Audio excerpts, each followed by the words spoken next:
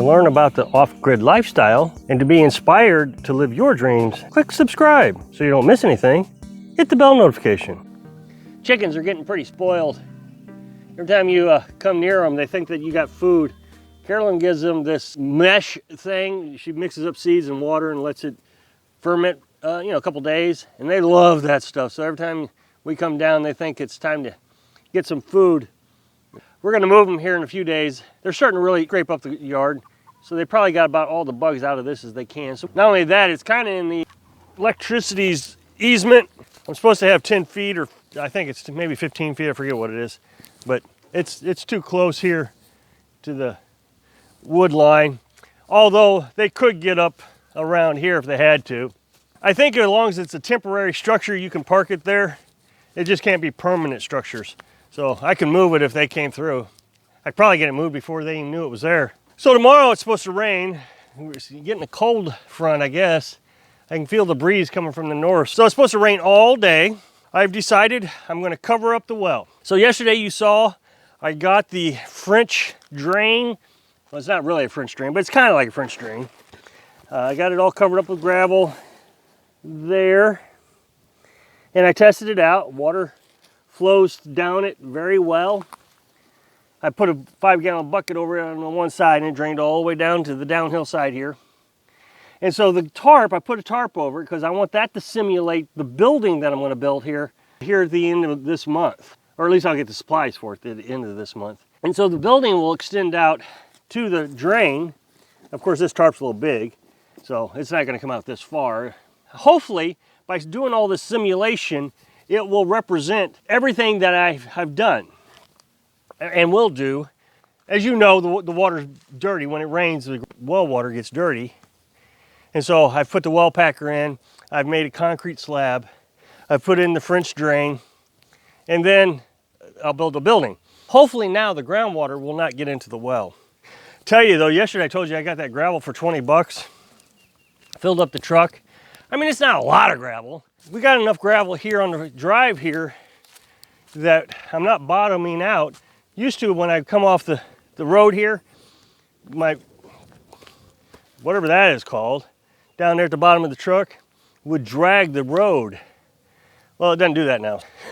Little 4-cylinder truck pulling all that gravel. Man, I was terrified. I only had to go a few miles.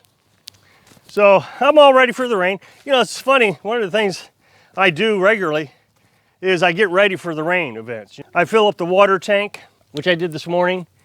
So I got that filled, topped off. And that way, if the well still does, leak and have dirty water in it, I always have to wait 2 or 3 days for that to clean up. All that groundwater has to get down in there. And then I dump it all out. And then you got to tarp up, make sure all your firewood is tarped up. I've learned about firewood that the sun helps dry it, the air and the sun. So you should take the tarps off on sunny days, and on rainy days, you're supposed to tarp them back up. Of course, I'm going to put a pole barn over there. It's always going to be covered up, but I have been in the habit of taking the tarps off occasionally when it's sunny. Next month, I'll probably start, after I get the well shed completed, I'll probably start building the roof to the porch. So I've noticed that the prepper channels have really exploded here in the last 2 or 3 weeks. And of course it concerns me because I've talked about the prepper channels before. They don't really teach you how to prep. They teach you how to be afraid. And Carolyn and I was talking about how can I grow my channel better. My channel, I think a lot of channels do this. They go through growing spurts and then declines. Well, right now, of course, we're in a decline. I suspect in another 2 or 3 months, we'll be back in the growth spurt. But right now, it seems like the prepper channel's in the growth spurt. One of the things about YouTube, the pros even teach you this when you're developing a YouTube channel, that you want to get an emotional response from your viewers. I don't know if I do that. I mean, I try to inspire to live your dreams, be free. I don't know how emotional that is, but I try. But one of the things that really sells is fear. And so the prepper channels are really growing right now with all this, everything going on in the world. But I don't know if they ever really teach us much about prepping. And they may not, simply because it's easier to sell fear than it is to sell how to prepare yourself to not be afraid. I want to sell happiness. I want to sell freedom. And one of the ways of doing that is not being afraid. So what I try to explain is that if you want to be a prepper, be self-reliant. Don't worry so much about having things to cover you in all situations.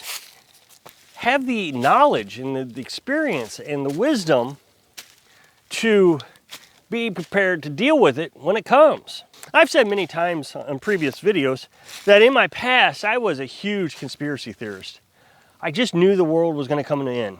I've watched these prepper shows, I think on Discovery Channel, and I would think, man, these guys are idiots. These guys are dumb. These guys don't know what they're doing. And they would pick 3 families, for example, and they say, okay, the electric grid went down. What are you going to do?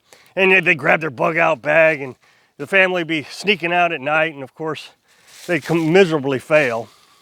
And then they'd do a little rating at the end. They'd say, well, your rating was really low. Nah, I just don't agree with that rating. I'm a really smart guy. I know how to deal with this.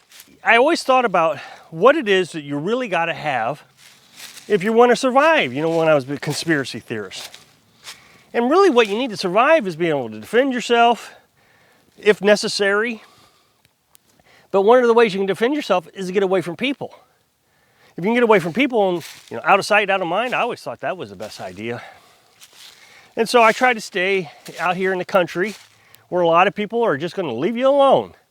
And where everybody else is kind of like, I can take care of myself, I don't need you. So, and that's the kind of mentality you want around here is nobody wants to interfere in your business because they don't want you to interfere in their business. And then, of course, you need a shelter. And I think the tiny house is a perfect shelter because it's easy to fix. Something goes wrong, it doesn't take a lot.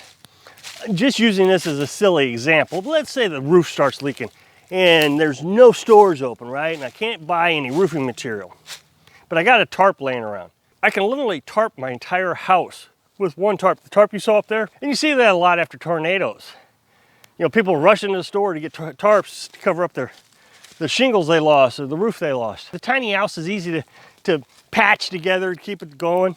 It's easy to heat. We can literally take our Coleman stove in there with propane. I'm not saying propane would be available in a prepper emergency, but we can take the Coleman stove in there.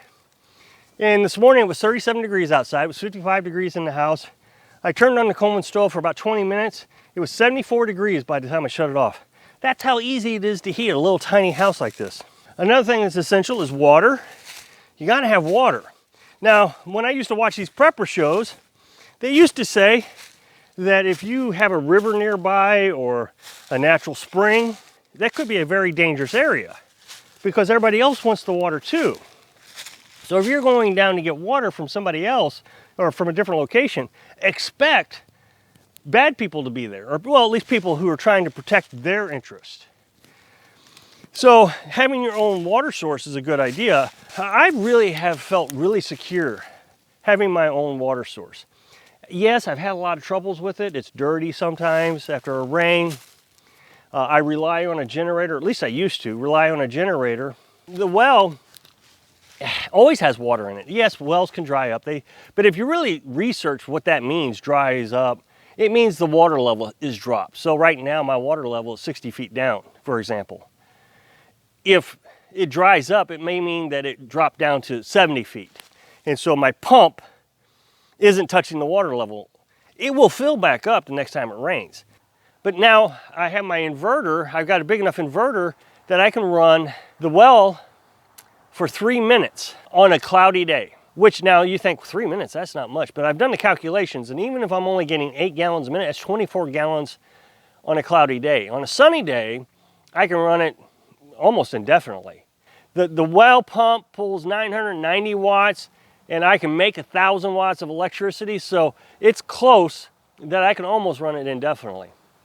So with the inverter, I've got almost an unlimited supply of water. I cannot imagine that I'd have a problem except on a cloudy day, so I don't need gasoline to run the generator. Of course now, rain catchment, they talk about rain catchment a lot, and with this being such a rainy area, rain catchment might be a good idea, but again, I got the well, so I'm not overly worried about it. And then finally, food. Food is probably the one thing that we would struggle with the most. Of course, we can hunt if we needed to, but remember, everybody else is going to be hunting too. That means there's going to be less wildlife if everybody's hunting in this area. Hunting may not be exactly the best option. Of course, we got the chickens. Now, the nice thing about chickens is they can free range. They would not get their full diet of food. The egg production would actually cut back, but you could live off eggs. Well, that became our primary meal. Now, of course, you got problems with cholesterol. I've always heard, worry about cholesterol. But when you're out here working this hard all the time, I would imagine cholesterol isn't a big deal. So the chickens could actually provide us with a meal for at least a little while until you could find something to harvest. But that is basically what it takes, in my opinion, to survive a significant event. And I don't have to live in fear because I got it all. I've already got a plan. And I think that's the key, having a plan to your freedom. So I hope I can inspire you to plan for the worst, hope for the best, so you can live your dream. Thanks for watching.